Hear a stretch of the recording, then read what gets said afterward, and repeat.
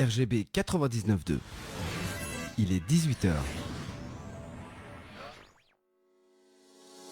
Vous écoutez RGB, votre journal d'information locale, Théo Guitou. Bonsoir à toutes et à tous, il est 18h dans l'actualité du mardi 28 avril. La polémique fait le tour du pays après que le maire de Soisy-sous-Montmorency ait augmenté ses indemnités de 173%. On y reviendra. L'île de loisirs de Cergy retrouve son public pour une nouvelle saison. Reportage, votre agenda culturel de la semaine. Et puis côté météo, demain le ciel est voilé toute la journée. Côté température, comptez 8 en minimal, 25 en maximal.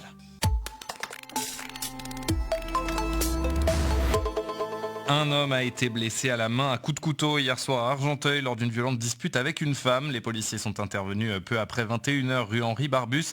La victime a été prise en charge par les pompiers et transportée au centre hospitalier d'Argenteuil. Les circonstances exactes de l'altercation n'ont pas été précisées. Les pompiers de Sarcelles sont intervenus dans la nuit de lundi à mardi pour un incendie dans un local industriel, chemin des Poiriers. Le feu a pris vers 23h15 dans une réserve d'environ 50 mètres carrés. L'origine de l'incendie reste à déterminer.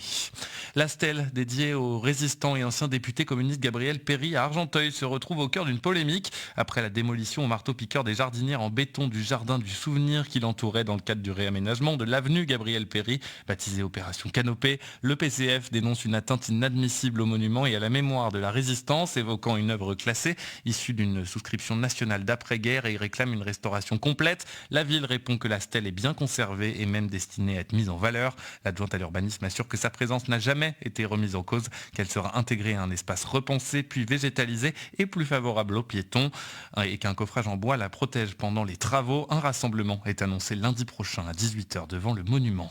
Une autre polémique, elle a fait le tour des médias nationaux à Soisy-sous-Montmorency. Le nouveau maire Nicolas Naudet a fait voter l'augmentation de ses indemnités de 173%, passant de 1622 à 4110 euros. Omar Bécard est conseiller municipal d'opposition.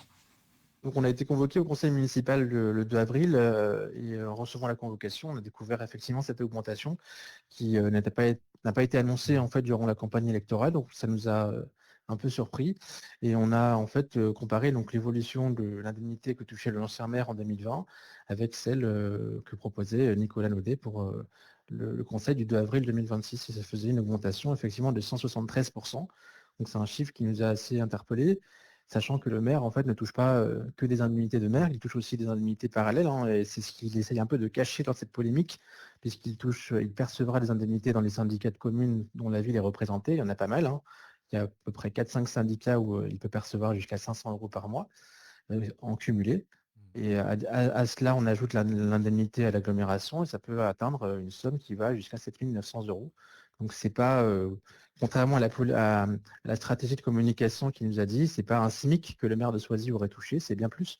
Et c'est ça en fait qu'on met en avant, il se présente à une élection où il ne dit rien aux habitants et la première décision financière qu'il prend, c'est de se monter des indemnités de fonction.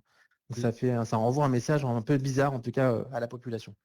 Selon le code des collectivités territoriales, il devrait toucher théoriquement 2778 euros bruts, et donc il y a toute une série de majorations. Est-ce qu'on sait lesquelles c'est exactement ? Il y a deux majorations. En fait, Soisy a été jusqu'à il y a 10 ans une ville chef-lieu de canton. C'est donc une possibilité offerte par la loi de majorer les indemnités pour à la fois une ville qui touche donc la DSU, je crois, de mémoire. La DSU, il a le chef-lieu de canton. Il y a deux majorations qui lui permettent de gagner 1 400 euros de plus. Il y a beaucoup de villes qui décident de ne pas appliquer ces majorations, c'est facultatif. Et effectivement, la moyenne dans les villes de la taille de Soisy, c'est 2 700 euros d'indemnité de fonction pour un maire. Donc il est largement au-dessus de la moyenne nationale. Vous entendez aussi cette réponse en face de dire moi c'est des indemnités dont j'ai besoin pour vivre et pour être pleinement dans ce mandat ? Non, la vérité, c'est que c'est pas une indemnité dont il a besoin pour vivre. Il touche le plafond maximum. Encore une fois, c'est pas juste une majoration pour toucher quelques euros de plus, c'est le maximum du maximum auquel s'additionneront des indemnités dans les syndicats et à l'agglomération. On ne parle pas de 2 700 ou de 4 110 euros, on parle d'un potentiel de 7 900 euros par mois. Donc je pense que pour un maire d'une ville comme Soisy qui n'a rien prouvé pour l'instant puisqu'il vient d'arriver, c'est très malvenu de se monter de la sorte comme première décision financière du début du mandat. avec une situation budgétaire qui est aussi complexe comme partout. En fait, il a passé toute sa campagne, comme nous tous d'ailleurs, à dire qu'il faut faire des économies, à dire que les impôts sont élevés à Soisy, etc., etc.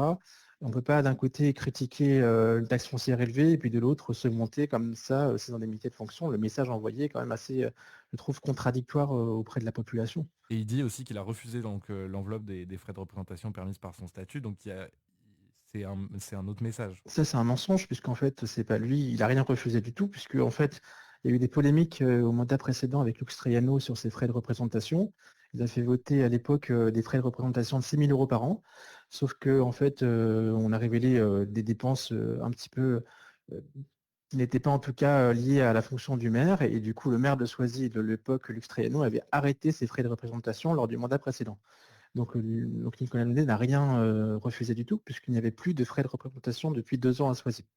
Donc c'est un mensonge qu'il a écrit dans son communiqué de presse, qui vise en fait à faire diversion vis-à-vis de cette polémique. Le nouveau maire Nicolas Naudet, qui n'a pas donné suite dans les délais à notre invitation, assume pleinement l'augmentation de son indemnité de fonction, selon lui tout à fait justifiée. Je le cite: je suis maire à temps plein, j'ai arrêté mon emploi salarié, mon prédécesseur cumulait plusieurs mandats et avait volontairement baissé son indemnité municipale. Aujourd'hui, je m'aligne simplement sur les communes voisines comme Montmorency ou Saint-Gratien, explique-t-il. Pour le maire, des indemnités correctes sont nécessaires. Sans ça, on réserve la fonction aux riches ou aux retraités. Il dénonce par ailleurs une désinformation et une manipulation politique de l'opposition. L'Union des maires du Val d'Oise a apporté son soutien total à Nicolas Naudet, qualifiant les attaques dont il fait l'objet d'indignes. L'association rappelle que permettre aux élus de concilier mandat, vie professionnelle et vie personnelle n'est pas un privilège, mais une condition élémentaire de la vitalité démocratique et de la diversité des profils qui s'engagent au service des communes.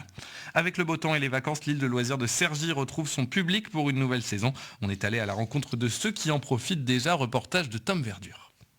Sous le soleil, la base de loisirs de Cergy retrouve ses visiteurs. Entre serviettes sur le sable, pique-nique, balades et activités, à l'île des loisirs de Cergy-Pontoise, les habitués comme les curieux sont de retour.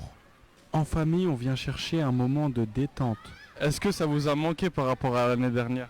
Ah oui, on attendait le retour du beau temps pour pouvoir revenir parce que c'est quand même quelque chose qui est assez complet ici. Il y a des jeux pour les enfants, comme disait Virginie. C'est un espace qui est assez grand quand même pour se dégourdir un peu les jambes. Et puis l'ambiance est sympa. Donc, et c'est assez proche à la fois de là où habite mon ami et de nous. Donc en fait, on se rejoint et c'est le bon lieu, on va dire. Parce qu'à la base, vous venez pas d'ici, c'est ça ? Alors, nous, on est côté plutôt Nanterre. Et toi, donc, moi du Vexin. C'est un endroit qui vous fait penser un peu aux vacances ici. Voilà, c'est une bonne pause quand on a envie de s'aérer un petit peu et qu'on part pas forcément en vacances. Donc c'est très bien. Et ça c'est super. Est-ce que ça vous fait du bien de venir dans des endroits comme celui-ci ? Bah oui, ça nous change un peu. Des endroits comme celui-ci, ça change. C'est important d'avoir des endroits comme la base de loisirs de Cergy près de chez vous. Ben ouais, c'est bien même. On est venu en bus là de Cergy Préfecture à ici. Elle s'est fait en 10 minutes. Et là, vous êtes avec vos petits-enfants. C'est quoi le programme de cet après-midi ? Ben on fait ça, puis après ils vont aller un peu sur les manèges. On verra en fonction de ce qu'ils veulent faire. C'est la première fois que vous venez ? On vient souvent, nous à pied, on vient de Cergy Préfecture, on vient à pied et on se promène comme ça, sans petits-enfants. Bah écoutez, moi c'est un moment de détente parce que j'amène ma petite fille et que je trouve ça top quand même d'avoir des endroits, des lieux pour s'évader un petit peu. Est-ce que vous pouvez résumer l'endroit en un seul mot ? C'est la détente pour moi. Entre amis, l'ambiance rappelle presque les vacances. Là, je suis actuellement avec un groupe de jeunes. Ça va, vous allez bien ? Oui. Okay, vous venez d'où, vous, à la base ? Saint-Germain-en-Laye dans le 78. Et là, vous allez faire quoi aujourd'hui ? Là, on a fait paintball. Là, on va manger, après on va faire du kayak. Vous êtes à la base des loisirs la journée, c'est ça ? Non, j'ai dit. Est-ce que ça vous fait penser un peu aux vacances ici ? Oui, beaucoup même. On fait beaucoup d'activités aquatiques. Sur place, les encadrants profitent également de ce plaisir. Ça fait longtemps que vous venez ici, ou c'est la première fois ? Moi c'est pas la première fois parce que des fois on vient, mais sur une période très précise. Mais là pour le coup là on fait un séjour donc ça fait plaisir. Et avec ce groupe, c'est la première fois que vous venez ? Non, du tout. Est-ce que ça change des autres bases de loisirs que vous avez faites ? Oui quand même parce que c'est riche, c'est grand, c'est vaste, il y a plein de choix. Donc c'est vraiment bien quoi pour le coup. Et là au niveau du monde, la température, vous pensez que c'est assez bien ? Ouais bon après nous on a un groupe assez vivant. Donc on le sent pas trop le changement. Même les plus jeunes profitent pleinement de la journée. D'où vous venez, vous? Crève-Blanc-Bicêtre. Et pourquoi vous êtes là aujourd'hui? Pour l'acrobranche. Et vous êtes venu jusqu'à Cergy parce qu'il n'y a que l'acrobranche à Cergy ou c'est parce que vous aimez bien Cergy? C'est proche, c'est le plus proche et ouais, c'est Si tu devrais résumer l'endroit en un seul mot, qu'est-ce que tu dirais? original. La base de loisirs de Cergy confirme son statut de bouffée d'air pour les Valdoisiens. Un reportage de Tom Verdure. Pour connaître la programmation et les activités proposées, rendez-vous sur cergy-pontoise.île-de-loisirs.fr. C'est mardi, vous en avez l'habitude, tout de suite votre agenda culturel de la semaine. Et dans votre semaine culturelle dans le Val d'Oise, une enquête grandeur nature sur les traces de Claude Monet. Une visite en famille invite petits et grands à parcourir Véteuil pour retrouver une photographie du peintre volé dans les archives d'un musée parisien avec des indices laissés par un voleur visiblement joueur.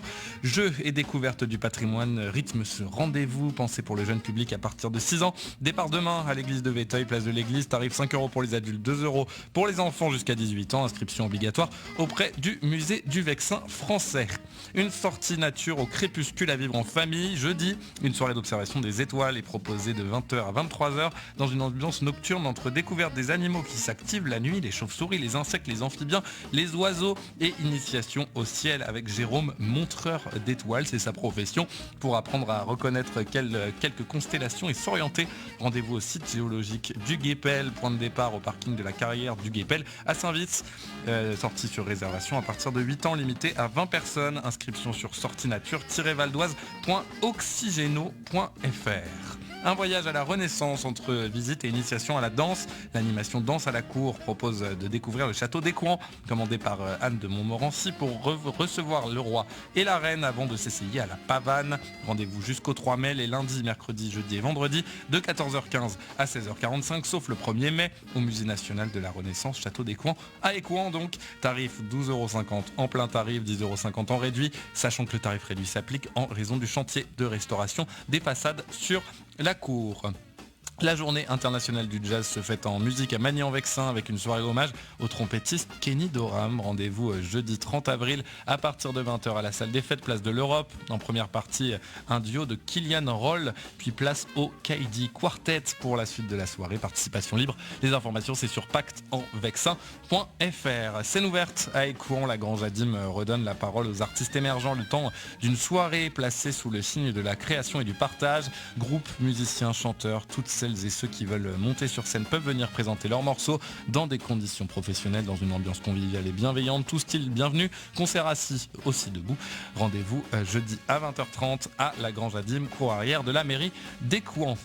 Un jeune virtuose pour ouvrir le off du festival d'Auvers-sur-Oise, le pianiste Kuo Wang, médaillé d'or du concours international Piano Campus, était à l'affiche avec un programme romantique et virtuose autour de Beethoven, Schubert et Liszt. Rendez-vous samedi à 20h30 à l'église Saint-Symphorien de Nelle-la-Vallée, concert gratuit sur réservation en ligne ou par téléphone avec participation libre à l'issue de la soirée. Voilà pour votre agenda culturel du Val d'Oise de cette semaine évidemment. C'est la fin de ce journal. Prochain rendez-vous d'information demain 18h sur RGB 99.2 FM, radio-rgb.net, en direct sur Facebook et en différé sur YouTube. Je vous souhaite une excellente soirée. Je laisse la parole à Damien Gissa, la technique pour la suite.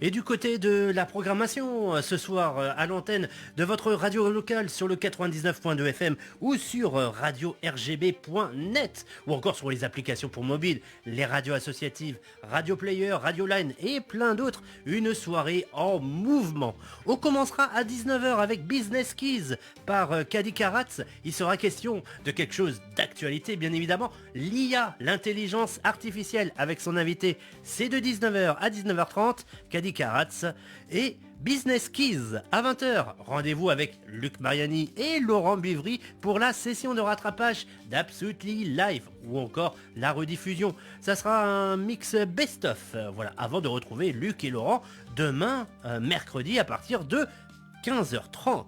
Attention. À 22h, vous retrouverez moi-même, le Hobbit de la radio, Daji, pour la Caverne Hurleuse. On sera à la Caverne Hurleuse dès 22h afin de passer une petite nuit ensemble et de voir toute l'actualité en termes de sortie d'albums, sortie de singles et concerts et autres en provenance de la planète Metal. Metal, il en sera toujours question derrière avec l'émission de Freb. Alors ça sera plus l'histoire de la pop musique, hein, toute la pop musique des années 60s jusqu'à nos jours. C'est avec Freb, avec Broadcast de minuit jusqu'à 2h du matin. Bonne soirée, bien secouée sur RGB, sur le 99.2 FM, en direct de Cergy-Pontoise.